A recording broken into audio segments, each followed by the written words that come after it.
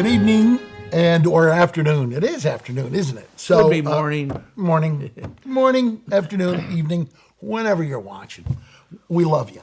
I'm Michael Pritchard. This is Monsignor Harry Schlitt. We do Padre and Pritch. And we just sit around and kick the can around. That's what we've been doing. It's like neighbors and family and friend, clergy and community gathering together to gather wisdom and try and spread that. Today we're going to be talking about from God, what we call the pivot from God to GOAT, the greatest of all time. And we'll talk about sports. Harry and I love the Niners and the Giants. We're avid sports fans. We grew up in the Midwest, and it hasn't changed, the love for sports and laughter and just sharing and kicking the can around. All good. And you know God. And, yeah, I do. Through you. I know the GOAT. Greatest of all times is Tom Brady. And yes, just a brief story. The first time he won the Super Bowl, he went to Sarah High School down in San Mateo. Yeah. And they gave him a red Cadillac convertible for a gift as the most valuable player. Wow. So he gave it to the high school. And any kid that sold, I don't know what the numbers were exactly, 25 tickets, raffle tickets, they got a hat. If you sold 50, you got a signed football. Wow. If you sold 150, you got a helmet.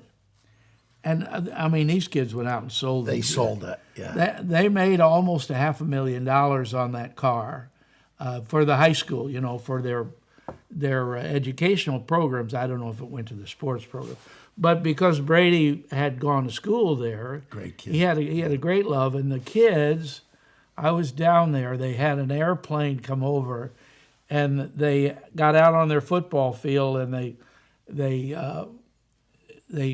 spelled out, "Thank you, Tom." Yeah. And the plane came over, and that was very nice. Anyway, the guy, you know, I have some people that don't care for him a lot now, but he was very generous in his early days to his high school. You know, you hear a lot of guys that do well in college, and you know. Well, Barry Bonds went to school there as well. He did. Yes, yeah. he did. Yeah, sure. Great. He school. wasn't quite as generous as Tom. Well, he might be awakening. Yeah, he might. I always have confidence in all these guys. They come to a point as they realize, you know, and Tom was like that too when he was a kid.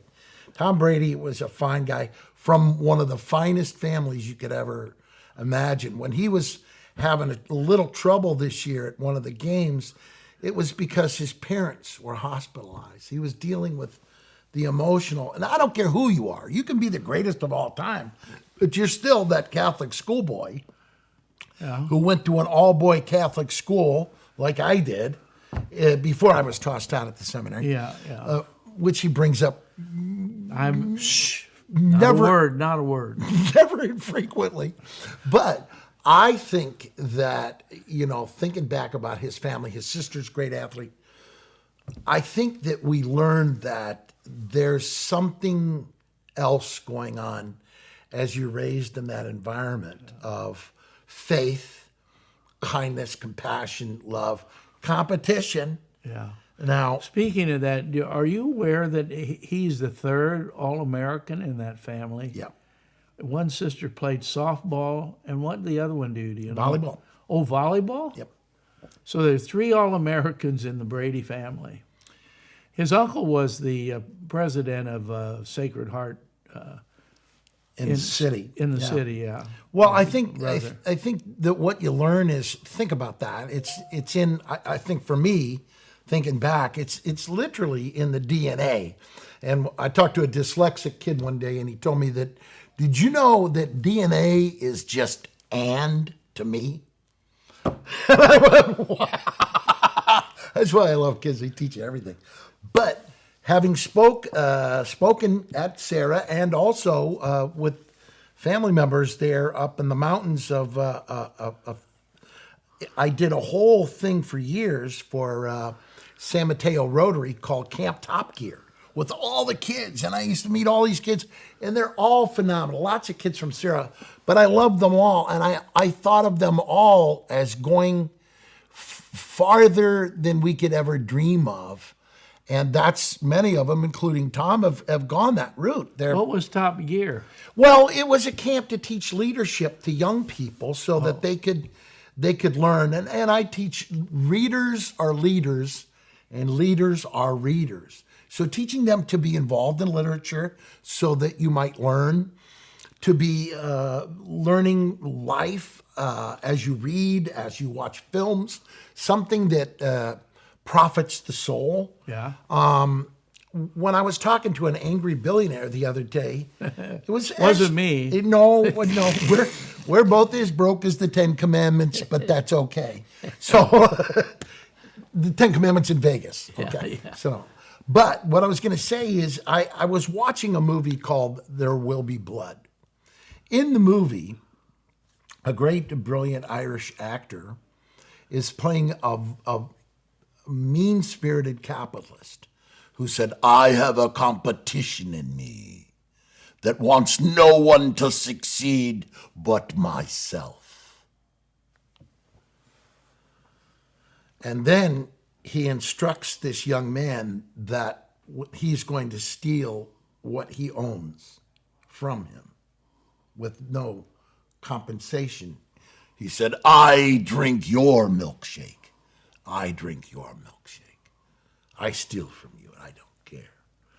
When we have that kind of leadership, that kind of greed, and it's transparent, where you see that, you must know that that line from Scripture is so apropos.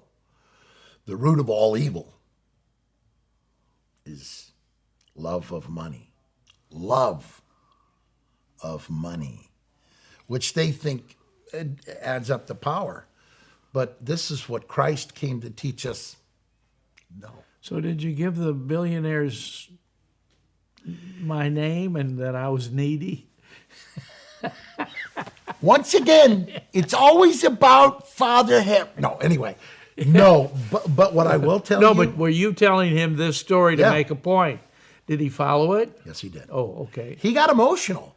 Oh. I said, if you can get so cold, so irrelevant, this is the same as Scrooge. Yeah. You know? Yeah. It was as solitary as an oyster in his pain. And when you see that, you see a cold indifference to the suffering humanity, this is totally antithetical to how we were raised. Because even on our hard days, we stop and you look and you can't look the other way. You see it. Mm-hmm. Suffering, pain, sorrow, hunger.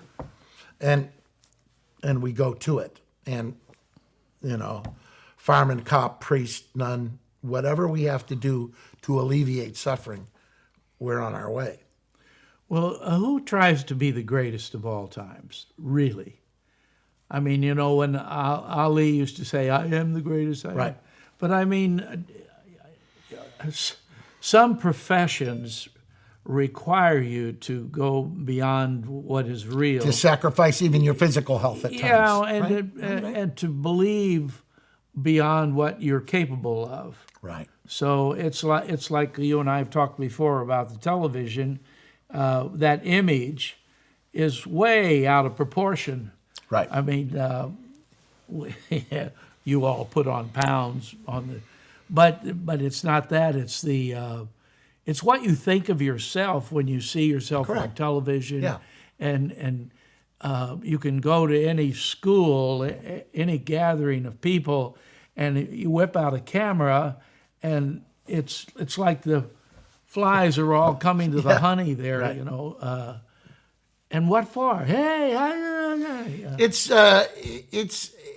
to try and honor your ability to prove you're having fun at times, and also it's in social media. It's almost a must that you gotta have the smile on your face when you're doing your thing, and that people promote their businesses that way. Yeah, I got all that, but the other thing is we have to have a balance of that for kids' sake, and especially for little kids, right? Yeah. And because I see what's happening to them is they see what they want to own not that what they want to accomplish. And having possessions is more important than being artistic. And as the Jesuits would point out, arts are the great gift of God to us to hold unity together, because everything we do as artists is ad majorem Dei gloriam, all for the greater glory of God, right? And so whether it's sports... Trying to flip in a little Latin on me there. I only knew Maria Habuit Parvomagnum from Father Piacatelli. Oh. Mary had a little lamb. Yeah. See, smart I am. But, So I had this lady tell me the other day, she said, Father, my kid is in the second grade. So they're having the photos of me, how they do the school kids grade. So he comes in and he says, Mom, do you still have that tuxedo that I wore for your sister's wedding last year? And she said, sure. She said, I want to wear a tuxedo today for my school picture. So he comes home at night and he said, Mom, I'm in school with a bunch of slobs. They had on T-shirts, sweatshirts, tennis shoes, Talking about my family, folks. Talking about my family. No That's shoes. And here he is, a second grade. Yeah, he's got his tuxedo with a cummerbund. Oh, I can't get better than that. Yeah. Oh, in the second grade. Second grade. Well, it's an image, Yes. You see a lot of families today with little girls. Someone was telling me the Ice Princess used to be, every kid wanted a doll with an Ice Princess. And now they're out of style for some reason or other. Yeah. Well, what'd you do with yours? Well, I have my Ice Princess in my room, right near You're all of my married Star to Wars, right there on top, and I have all of those little Star Wars and all the characters I played on Star Wars. No, they're out in the garage gathering dust where my Ice Princess says, "Take." My favorite line of my bride, God love her, she's the best. Take down the kids are all gone. Take down the I love me wall. And I was like, okay. Put them in boxes. You know where they go. Put them out there. You won't lose them. I promise you can revisit them in your 70s. Guess what I'm revisiting now in my 70s? Hey, honey, you remember when I got this? Is there any end dust in it? Why bother to get the dust out of that? It's gone right back where it would. So, I don't know if you were ever on the Gong Show. You should have been. I was. You were? I won the Gong Show. Oh, no. I won the Gong Show, and I was on with Michael Winslow, the kid that was the nicest kid. But Chuck Barris, I did a bunch of stupid Gong Show stuff. And then that used to be when I perform at San Mateo by the airport and say, Gong Show winner. Now, I'm just something to aspire to, folks. I was just taking a shot at this because in the old temples in Jerusalem, they used to have a big gong. It's like a bell, Yeah. And for the Romans, they would hit the gong to wake up the gods. Right. Before you walk into the temple, then the gods are all awake and they'll hear you. Yeah. Now I want to put a gong in there to wake up the people who are listening to me. To you. Yes. That would be... Instead of hitting the gong when you come in. Boom.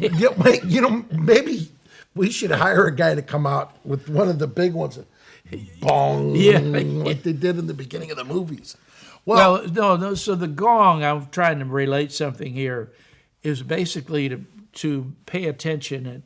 But that Gong Show that you were on, that was the difference. When they hit the gong, you were done. You were done. You're done. Yeah, you're cooked. You're finished. You're gone. And I made it. But you won. I won Mabel Kingwaite, Davy Lopes. And I saw him on the field. Davy Lopes, the third baseman. Dodger? Yes. Oh. No, L.A. Yeah. Yeah. He was the nicest. Brooklyn Dodger. The Brooklyn. Does that tell you anything, folks? Does that tell you anything at all? Brooklyn Dodgers. I am actually dead. I'm just sitting here as a spirit trying to keep Michael on track. Anyway, Davy Lopes, Mabel King, and Carl Ballantyne from McHale's Navy, who was the thing. I got 10, 10, and 10, and I won. What did you do? Stupid stuff. I mean, I don't think I should explain. No, it. you were doing your comic Just bits, goofy comedy, like a 5-minute comedy routine. The crowd loved it. Barris loved it, and he says, "I want you to come back." And I said, Chuck, I said, I don't really need to come back. I already won the Gong Show. That's like, 2-time Gong Show winner. I mean, what's the use? And what'd you get? A gong? Wait for it, folks. I got $1,000 and then a second $1,000. And to a person working as a juvenile officer, that's a lot of money. That was a lot of money, and plus residuals. And I am retired on those now from SAG-AFTRA. And I got a little pension. Oh, there you go. And I want to thank you, my union. Always look for the union label. And for years. And I want to say nice things about you from now on. I didn't know you were in the roses that way. I'm going to have to be kind to you. Oh, yeah. Yeah, you just want that donation. No, I don't want to be buried in the potter's field. But, when you think about it, show business is like what I try to say. A kid like Tom Brady comes along once in a lifetime. Yeah. If you got a chance to say a few words to encourage that heart, here's what I know. On my phone is a picture of Tom Brady at Camp Top Gear. Here's what I know. What? On your phone? Yeah, I got it on my phone. From where? From Camp Top Gear. Oh, Top, that brings us back to... I was trying to tie that back reading to reading, before he drifted away. Reading, Top Gear, I remember Camp now. Top Gear, okay. I thought we were talking about tennis shoes or something. So anyway, Camp Top Gear, you never know, and picture this, folks. If you're a teacher in a Catholic school, in a public school, you never really know who you're talking to and what they can accomplish, what they can become with encouragement and heart and love and spiritual example. Because the best sermon, of course, is always the best sermon is a good example how you want to live. And my son saw Brady, and he said, "Hey, my dad spoke at one of the things." And he's very nice, cordial young man. I think it's hard being, raising kids in that limelight. Yeah. And I had many friends, some multi-billionaire folks who are friends. And when you're under that microscope, and show business folks and music folks, and I know that's why I hold myself available for them, because you want to be able to help them. I'm not a psychologist or a therapist. I'm just a guy who loves kids and wants their emotions to be anchored in love and compassion for self. And that's what it is. And I don't have a gong. I would have got gonged because I only have a gong. In Cape Girardeau, they gong you for trying to be wise. No, they don't even know what a bong is. That as well is true. Yeah. Maybe in some of the dorms. Oh. Anyway. Well, I don't know what I was going after here particularly, but I just wanted to sports. No, yeah, but people raise kids, and somebody was telling me, I got 4 kids, and they're all represented the 4 seasons. So the first one is like winter. Wow. He mopes around all the time. Doesn't want to do anything. He's like a dead tree. The second one is like spring, and he's jumping around all the time, looking for something. Nothing ever happens, but he's jumping around.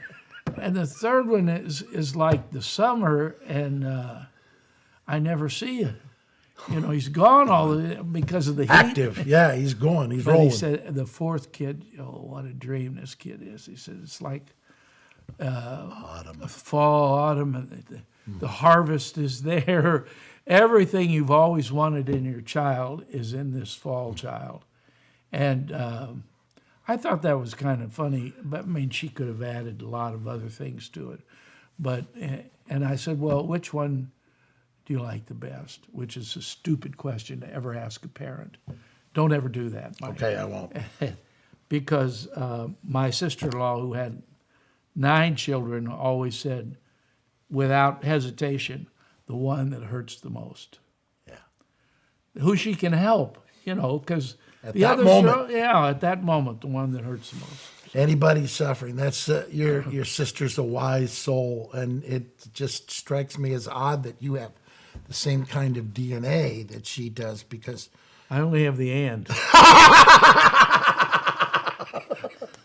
he was actually paying attention to what we were talking about. But I love you so much. But that, I think, I think that the add-on then is when you become a grandparent, because for me, that was, I don't know how to describe it, and I don't know, but other grandparents feel the same way. I know that. It's the fruition, like I say, this little boy is the exclamation point on a life well loved. I just love life. And the reward comes that a 4 and 5-year-old can bring you inexorable described joy and ebullience and bouncing silliness and playfulness. And he can embody everything that you love about your own past life.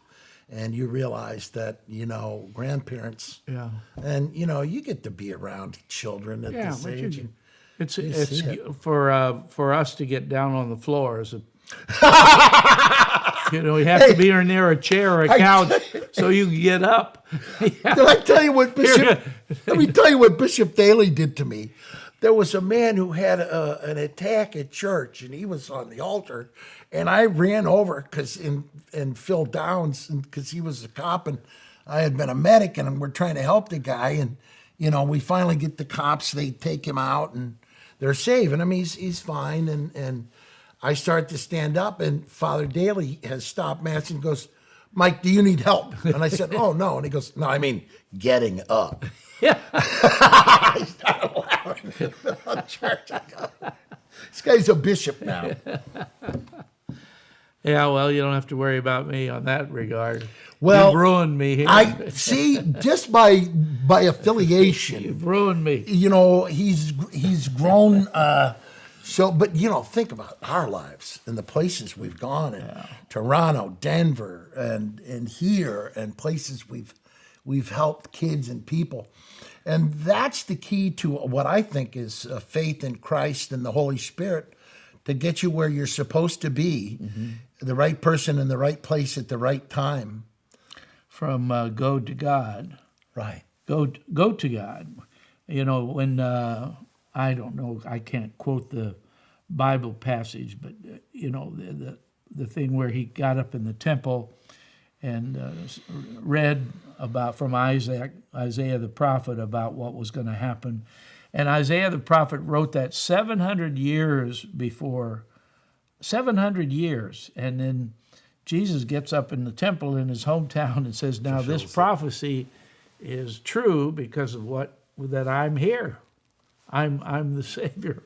And you think, that guy, to say that. And then they said, the thing was, they wanted to take him out, stone him. Sure. They wanted him to throw him off the cliff.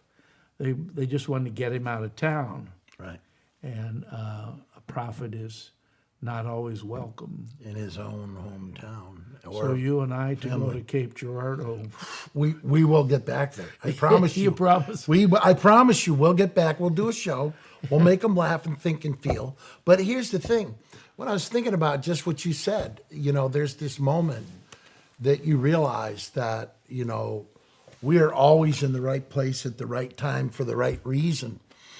And that, whether it's prophecy or you have an emotional attachment to the power of spirit and the electrical current that runs literally off that love, you're going to find a way to make yourself useful in the location you're in. And my son he's going down to to a wedding in Costa Rica, and he says, maybe I'll go to the local clinic and volunteer to help a little bit while I'm there.